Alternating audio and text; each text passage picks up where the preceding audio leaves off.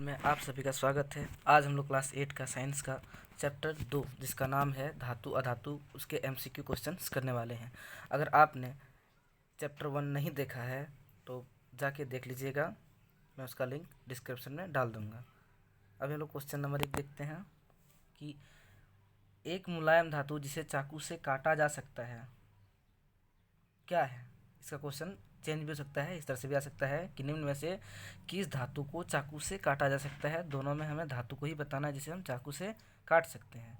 तो यहाँ पर वो कौन सा धातु है, एक है तांबा, लोहा, सोडियम या सीसा। तो अगर आपने चैप्टर पढ़ा होगा तो आपको पता होगा कि जिसे हम चाकू से काट सकते हैं वह सोडियम है। एक उच्च आघातवर्ध धातु जिसका उपयोग खाद्य पदार्थों को पैक करने के लिए किया जाता है। क्वेश्चन नंबर 2 कि एक उच्च आघातवर्ध्य, आघातवर्ध्य का मतलब क्या होता है बच्चों? आघातवर्ध्य का मतलब होता है धातु का वह गुण जिसे हम उसे पीट कर पतली चादर के रूप में परिवर्तित कर सकते हैं। तो ये इनमें से किस धातु में ये गुण पूरी तरह से पाया जाता है जिसका उपयोग हम लोग खाद्य सामग्री को लपेटने में किया जाता है। वैसे आधातुवर्धक गुण सभी धातुओं में पाया जाता है किंतु सभी को खाद्य सामग्री को लपेटने में नहीं करते हैं। तो इसका पहला ऑप्शन है एल्युमिनियम, दूसरा ऑप्शन सोडियम, तीसरा लिथियम, चौथा सोना। तो इसका सही आंसर हो जाएगा एल्युमिनियम। एल्युमिनियम का उपयोग हम लोग खाद्य सामग्री को लपेटने में करते हैं। एक आधातु जिसमें चमक होती है, ऐसा धातु जिसकी चमक होती है बच्चों, वो कौन सा है पदार्थ? पहला ऑप्शन है कोयला, आयोडीन, सल्फर, ब्रोमीन। तो इसका सही आंसर हो जाएगा ऑप्शन नंबर बी, आयोडीन। वो पदार्थ आयोडीन है बच्चों जिसमें चमक होती है, अधातु होने पर भी उसमें चमक होती है। अगला क्वेश्चन है वो कौन सा अधातु है जो विद्युत का सुचालक है। तो अगर आपने चैप्टर पढ़ा होगा तो आपको पता होगा वह कौन सा अधातु है जो विद्युत का सुचालक होता है।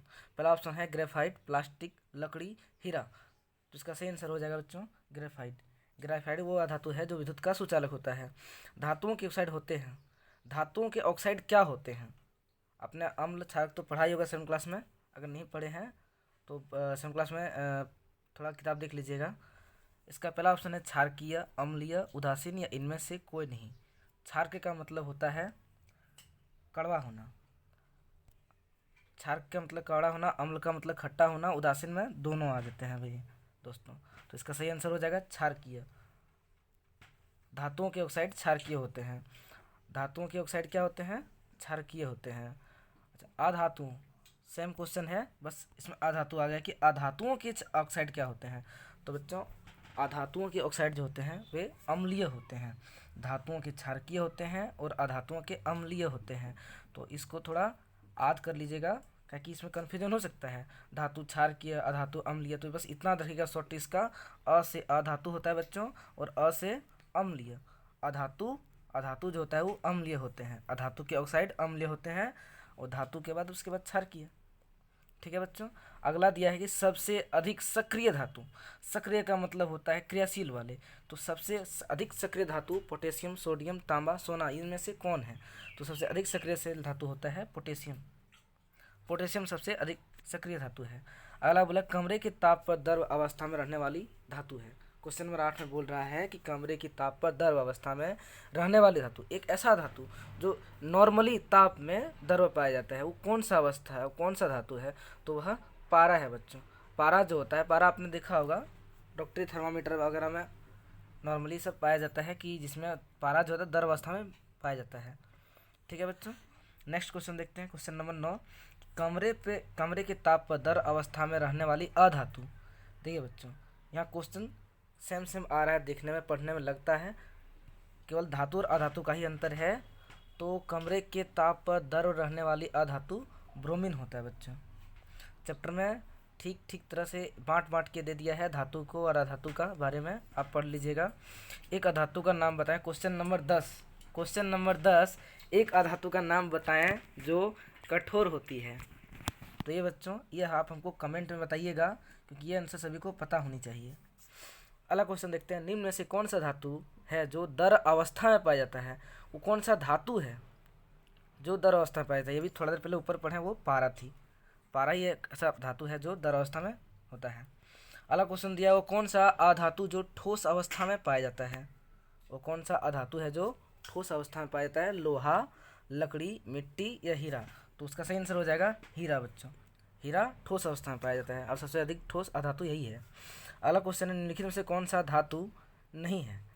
यहाँ 4 ऑप्शन दिए हैं, तांबा, एल्यूमिनियम, सल्फर, लोहा। इन चारों में से धातु कौन सा नहीं है। तो तांबा बच्चों तो आपको पता होगा, तांबा धातु है, एल्यूमिनियम भी धातु है, लोहा तो धातु ही है, लोहा से सबको ही परिचित है। सल्फर एक अलग बचता है यहाँ सल्फर, तो सल्फर को टिक करेंगे, सल्फर इसका सही आंसर हो जाएगा। सल्फर जो होता है अधातु है। अगला क्वेश्चन है क्वेश्चन नंबर 14, सबसे अधिक सक्रिय अधातु। सबसे अधिक सक्रिय अधातु कौन सा है। अधातु इन सभी जो ऑप्शन दिए हैं सभी अधातु के ऑप्शन है, कार्बन, फास्फोरस, सल्फर, इनमें से कोई नहीं। सबसे अधिक हमको सक्रिय धातु देखना है, सक्रिय अधातु, तो सबसे अधिक सक्रिय धातु होता है फास्फोरस। अगला क्वेश्चन है क्वेश्चन नंबर 15, कौन सी धातु विद्युत की सबसे अच्छी चालक है। अगर आपने चैप्टर पढ़ा होगा तो ये चैप्टर आंसर आपको पता होना चाहिए कि विद्युत का सबसे अच्छा सुचालक चांदी होता है बच्चों। ठीक है बच्चों, जो हम लोग गले में पहनते हैं, ठीक है, तो विद्युत का सबसे अच्छा सुचालक बच्चों चांदी है। ठीक है, क्वेश्चन नंबर हम लोग 16 देखते हैं कि धातुओं का वह कौन सा गुण जिसके कारण उन्हें पीटकर शीट में परिवर्तित किया जाता है। ठीक है, अभी थोड़ा देर पहले हम लोग ऊपर पढ़े थे एल्युमिनियम वाला, कि एल्युमिनियम को हम पतली चादर में पीट करके उसको खाना लपेटने की वस्तु में परिवर्तित करते हैं। तो वो कौन सा गुण था बच्चों, थोड़ा देर ऊपर अगर हम रिवर्स करें वीडियो तो आपको पता चल जाएगा कि वो कौन सा वस्तु था, वो कौन सा गुण है। तो वह बच्चों आधातवर्धक गुण है। धातु का वह गुण जिसे किसी वस्तु को पीट कर पतली चादर में परिवर्तित कर सकते हैं उसे आधातवर्धनीयता कहते हैं बच्चों। अगला दिया, धातु के किस गुण के कारण उनके तार खींचे जा सकते हैं। धातु में कौन सा गुण है जिसे हम उसे खींच कर पीट कर पतली चादर पतली तार में परिवर्तित कर सकते हैं बच्चों। तो यह पहला ऑप्शन है लचीलापन, मतलब तन्यता। तन्यता लचीलापन एक ही होता है। दूसरा है भंगुरता, आधातवर्ध्य या ध्वनिक। तो इसका सही आंसर है लचीलापन, तन्यता बच्चों। सही आंसर क्या हो जाएगा, तन्यता। इसका सही आंसर तन्यता है। अगला क्वेश्चन है, धातुएं सामान्यतः ठोस होते हैं, निम्नलिखित में से कौन सा धातु कमरे के ताप पर द्रव अवस्था में होता है बच्चों। ये क्वेश्चन थोड़ा देर पहले ऊपर देखे हैं, बस चेंज करके क्वेश्चन को यहाँ पर वापस रख दिया है, तो आपको इसमें घबराना नहीं है, क्वेश्चन सेम है, बस थोड़ा सा दिमाग लगाना है और फॉरवर्ड में जाना है। अगला बोला है कि धातुएं सामान्यतः ठोस होते हैं, निम्नलिखित में से कौन सा धातु कमरे के ताप पर द्रव अवस्था में होता है। ऑप्शन दिए हैं मैग्नीशियम, आयरन, एल्यूमिनियम, मरकरी। देखिए बच्चों, थोड़ा सा यहाँ ऑप्शन चेंज किया है, बट नाम वही है, बस नाम को चेंज कर दिया है, वस्तु वही है। इसका सही आंसर हो जाएगा मरकरी। मरकरी मतलब पारा, पारा मरकरी को बोला जाता है बच्चों, नाम याद रख लीजिएगा। मरकरी माने पारा, पारा माने मरकरी। ठीक है, क्वेश्चन नंबर 9 देखते हैं, 19 देखते हैं, इनमें से कौन ठंडे जल के साथ तेजी से अभिक्रिया करती है। तो ये बच्चों आप हमको कमेंट में बताइएगा, ये आपको पता होना चाहिए कि कौन सा धातु है, कौन सा है पदार्थ जो ठंडे जल के साथ अभिक्रिया करती है। ठीक है बच्चों, अब हम लोग 19 क्वेश्चन तो इसमें पूरे हो चुके हैं, कुछ हमको लगा इंपॉर्टेंट खाली जगह वाले क्वेश्चन, रिक्त स्थान वाले, इसको भरते देखते हैं। पहला क्वेश्चन है कि डैश का उपयोग पेंसिल लीड बनाने में किया जाता है बच्चों। कौन सा पदार्थ है और कौन सा अधातु है। एक अधातु, अच्छा धातु जो भी कहें उप धातु के रूप में है, वो तो ये धातु भी है अधातु भी है, उप धातु कहा जाए ना अच्छा होगा। कि कौन सा वैसा पदार्थ है जो पेंसिल के लीड, पेंसिल लिखने वाला पेंसिल का लीड के रूप में उपयोग होता है। इसका सही आंसर हो जाएगा ग्रेफाइट बच्चों। क्या हो जाएगा, ग्रेफाइट। आप लिख के नोट करके रख लीजिएगा, इसका सही आंसर है ग्रेफाइट। ठीक है बच्चों, ग्रेफाइट। अगला वाला डैश एक अधातु है जिसका उपयोग जल शुद्ध करने में किया जाता है। वो कौन सा अधातु है बच्चों जिसका उपयोग जल को शुद्ध करने में किया जा सकता है। आप लोग को पहले बताया कि धातु अधातु के गुण अलग अलग से किताब में दिए हुए हैं, आप अगर पढ़ लीजिएगा ध्यान से तो आपको ध्यान में रहेगा कि वह चीज़ क्लोरीन है बच्चों। क्लोरीन एक ऐसा धातु है जिसका उपयोग जल को शुद्ध करने के लिए किया जाता है। ठीक है बच्चों, क्लोरीन वो एक ऐसा धातु है जिसका उपयोग धातु को जल को शुद्ध करने के लिए किया जाता है।